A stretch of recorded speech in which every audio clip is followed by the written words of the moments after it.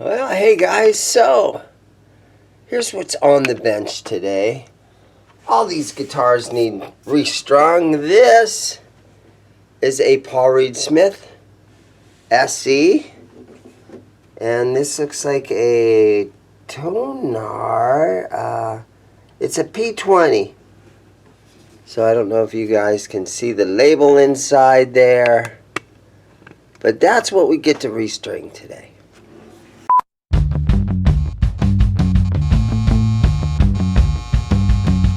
So the old acoustic guitar restring video,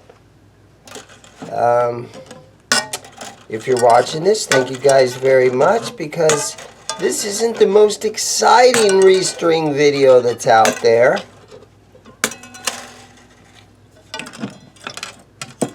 I do use my clippers to get the strings out of here. And you just got to be very delicate with it. Don't pull them apart. Don't cut through them.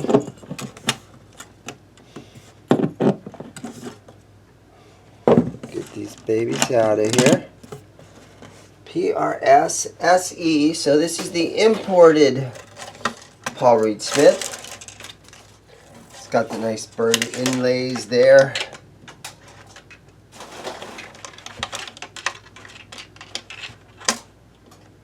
Okay, yeah, so beautiful little guitar here. I'm going to say this is a little smaller size.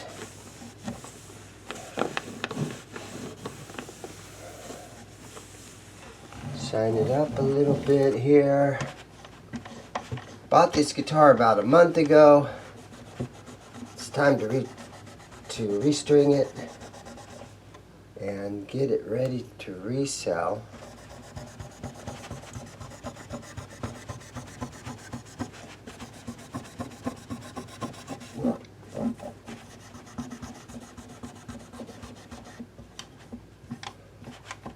Okay, just to know what we're looking at, looks like the scale length is 24 3/4. Gibson scale length. Okay, let's throw some strings on it. A string choice. A string choice. Ernie Ball Earthwood Extra Light. Okay, I'm discovering something going on here that I just now noticed. So it's a used guitar that I purchased, and I can see that right in here on the fretboard we've got a couple little cracks right here. And I seen a Stu Mac video about a guy, and he was working on a guitar just like this, and he had to repair all these little fingerboard cracks. So that's unfortunate right there. That's going to drop the value of this guitar. So, you know, maybe one of you guys that watches my videos, knowing that those little cracks are in there, you might be more apt to, you know, call me up and say, hey, that PRS with those cracks, how much you want for that thing? And that'll give you guys a little bit of wiggle room to talk me down on my price. Because trust me, guys do that. The used guitar shop, honestly, it's one of the last stores in the world, at least in the United States, where you can sort of barter and bicker and set your price and shoot offers and do all that kind of stuff. This guitar does have the electronics in it. I can see the pickup underneath there. But yeah, the used guitar shop, you can go in there and make offers on stuff. I know guys do that here in my store all the time. And we go back and forth on price, and yeah, it's the old, just like the old TV show Pawn Stars. You know, will you give me $300 for it? And then customers like, how about $200? Well, I'll meet you in the middle at $250. Okay, and they shake hands, and Yeah, so this is one of those kind of, I actually have one of those kind of places. And if you guys are lucky, there's a place like ZIMM'S Guitars in your neighborhood where you can go in and you can barter with the owner of the store or with the sales guy, and you can get a great price on a guitar. Half the fun of collecting guitars is the thrill of the search and getting something for a great price, because guitars, they hold their value. That's why people steal guitars. It's because they hold their value. And there isn't going to be any window that suddenly closes in this little PRS. You know, if it's a $300 guitar or however much it is, that little window is not going to just close. And, you know, next week, oh yeah, you didn't sell that PRS last week? Well, that's too bad, because they're half price nowadays. Usually that kind of stuff doesn't happen.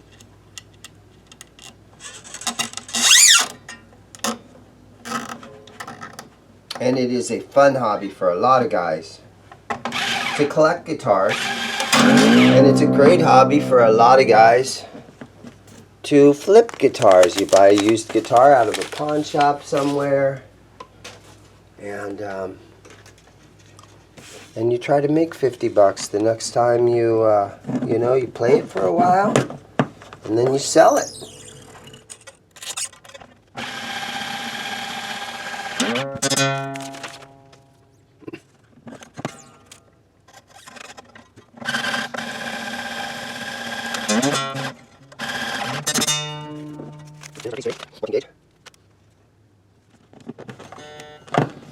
I think I see a date in there. It looks like 8 of 2021. Yeah, a P20. P might stand for parlor size, guessing.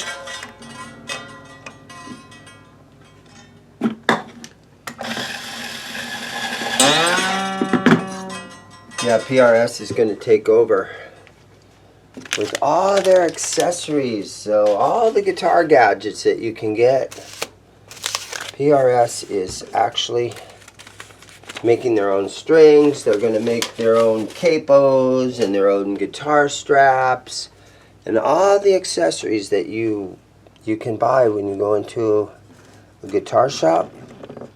PRS is going to try to take over that whole entire market. So you can have PRS headstock tuners and PRS pickups and strings and capos and everything that you can think of. PRS is going to have their version of that.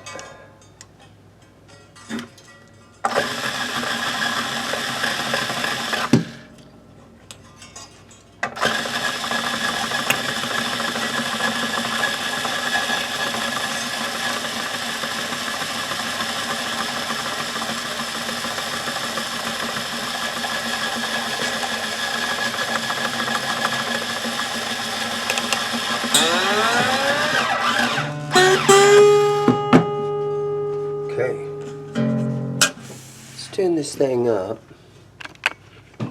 Put my headstock tuner on here.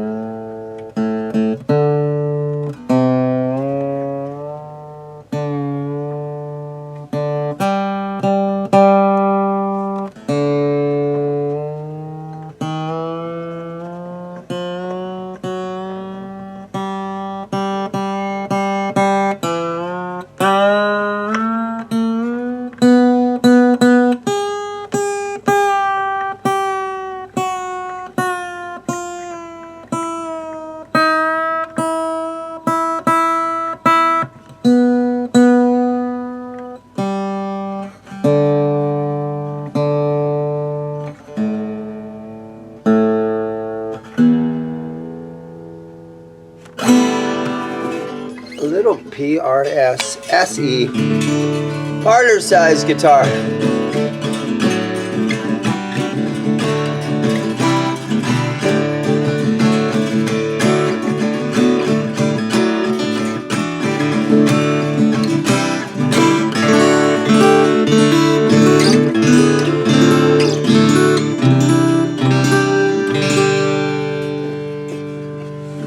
Sounds pretty good. It's not a great big sound, and putting the extra light strings on there makes it easier to play, but it also sort of makes it a little bit quieter than a great big heavy set of strings.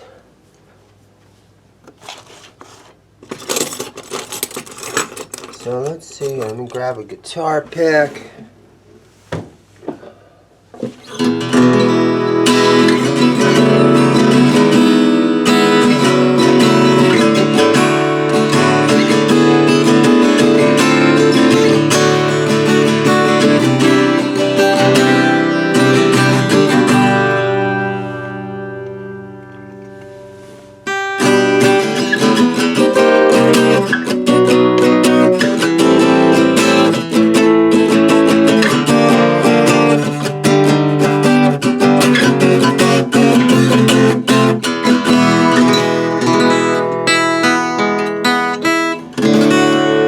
Yeah, it's a shame about the fingerboard. You would think they would have a material, because I doubt this is ebony, but it is a real piece of wood. It could be ebony, but at least it seems like a real piece of wood. But you would think they would use some pau ferro or some sort of a fingerboard that wouldn't crack like that, because it does have those little mini cracks. All right, my phone's ringing. I'll let you guys go. Thanks for watching. We'll get into the next video really soon. Thanks again. So many guitars to restring. A Samick. Samick is one of the largest manufacturers in the world. And a Greg Bennett Avion. Nice looking guitar. Bolt-on construction. Bolt-on neck. You got two humbuckers in here, wraparound tailpiece. Let's string it up. It's got strings on here, so old they look black. So yeah, she needs a little bit of love. Here we go. Well, we can start by plugging it in. Let's see if makes noise.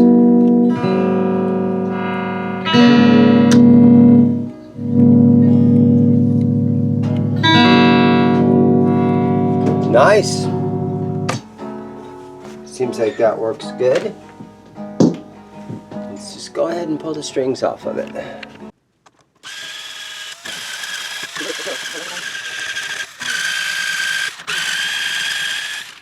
It's got a nice set of tuners on it. They feel quality.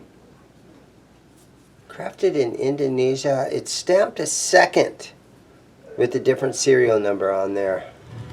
That's kind of strange.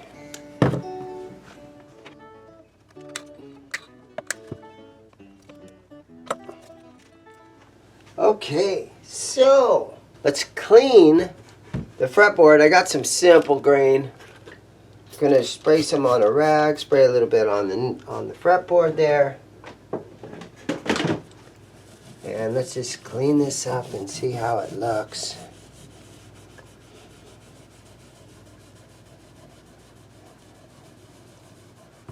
This guitar is going to be for sale.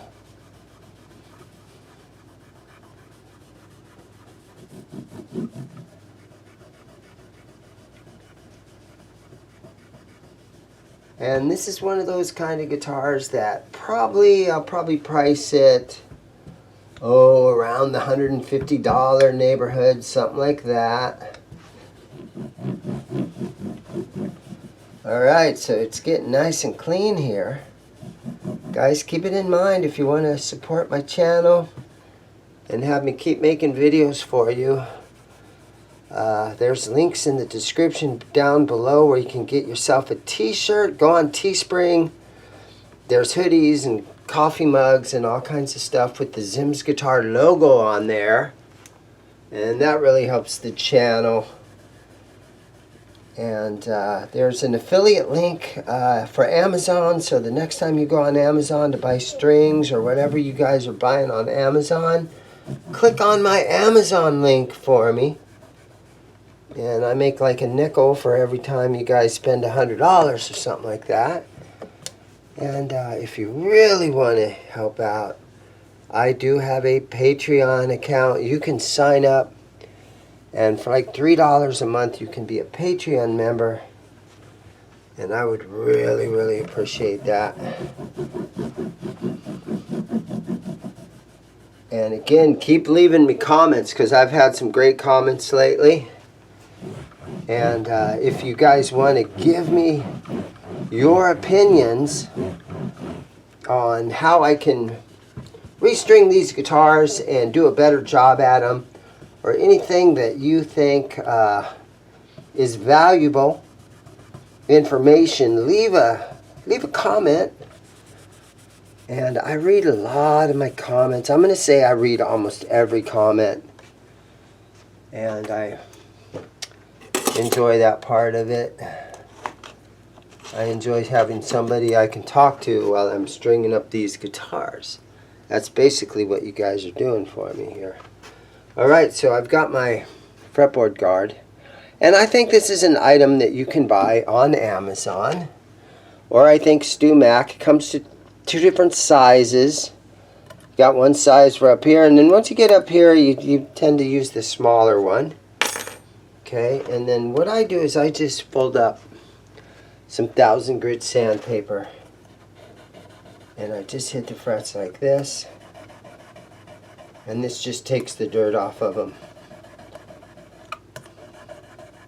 And all the sweat and corrosion that adds, you know, that little bit of rust and just grime that's on these frets. It just cleans them up real quick.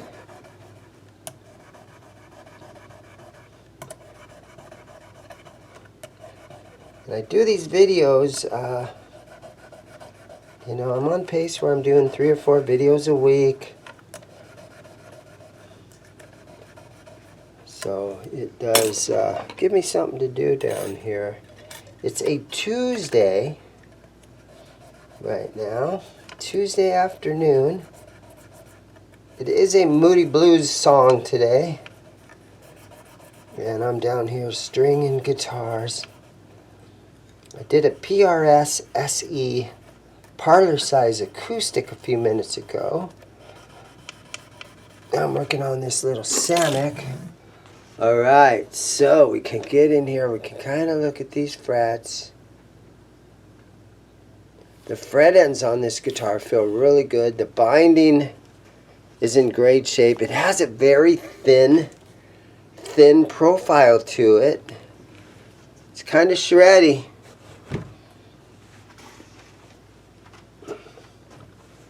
A bit of that simple green down here on the bottom of the neck. Okay, so now that we've got the simple green on there, we're going to do some Music Nomad F1 oil. And man, I think I'm just about out. Couple more guitars is going to get some of this F1 oil. And then I'm either going to buy something new, a different brand, or possibly buy some more F1 oil.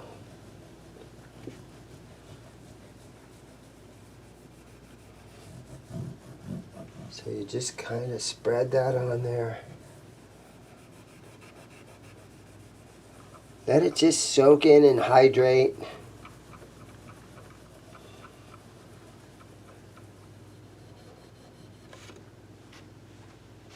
And then come back in a few minutes and wipe all that off there. Okay. Man, that's a good looking fretboard now. So you got all nice and shiny. Looks really good. going through the Dunlop 65 pretty quick. Spray some on the top.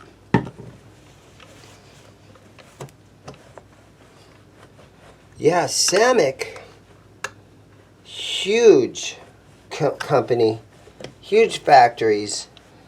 I think they're about probably number 4, number 5, or they're in the at least top 6 of the largest guitar manufacturers in the world. I mean, you got Fender, you got Gibson, you got PRS, you got Cortac, you got Samick, you have Yamaha.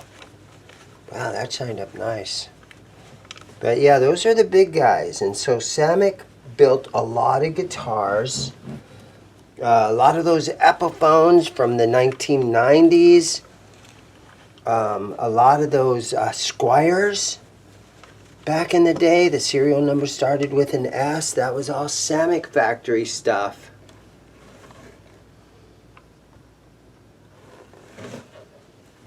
Huge manufacturer of guitars. Today's string tour. SIT, Stay in Tune Strings. Power wound nickel 10 through 46 light gauge. Actually has 8 strings in this package. And been doing a lot of these because, guys, honestly, on a used guitar, in a used guitar shop, it makes sense to use quality strings, but it makes more sense to use a great quality pair of strings that I can get for about $1 less than the other guys. So you can't argue with that, right? This is a top loader, so I'm going to put all the strings in first. And I'm just going to let the bridge sit up here like that. Okay, and this is the A and the second.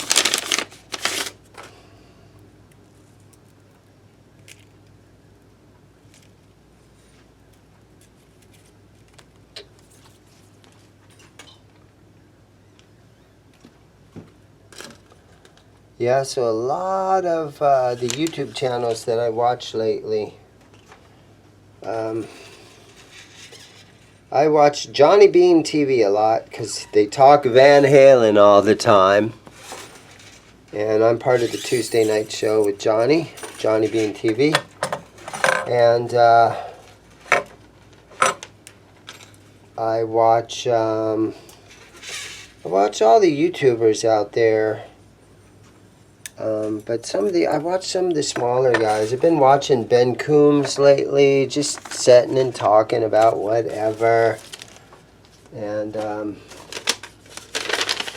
OU812 has a small YouTube channel now, and they talk about, it's another one of these channels that love talking about old Van Halen. And he seems like a nice guy, so I subbed to that the other day. I like watching the Texas Toast guys, and I watch the Flipside Music guys once in a while. So some of the other guitar shops around town, or not around town, but around the old internet. Used to watch a lot of Norman's rare guitars, but I've slowed down a little bit on watching Norman. I think Norman's rare guitars had a peak when Mark Agnesi was doing the videos. They kind of peaked out right there. And of course I watch all the stuff that my buddy and my neighbor Philip McKnight always does, so I watch all the channels. I watch Fluff from time to time on his ridiculous reverb listings because I'm interested in what people are selling gear for. Then I also participate on Dave's guitar channel. It was on Monday nights. We do a live stream, but now we've moved over to Wednesday nights. So you can see me every once in a while, a couple times a month, on Wednesday nights on Dave's Guitar Channel. Yeah, and then on Friday nights, a lot of times I will sit and I'll watch the Tone King. He does a live stream every Friday night.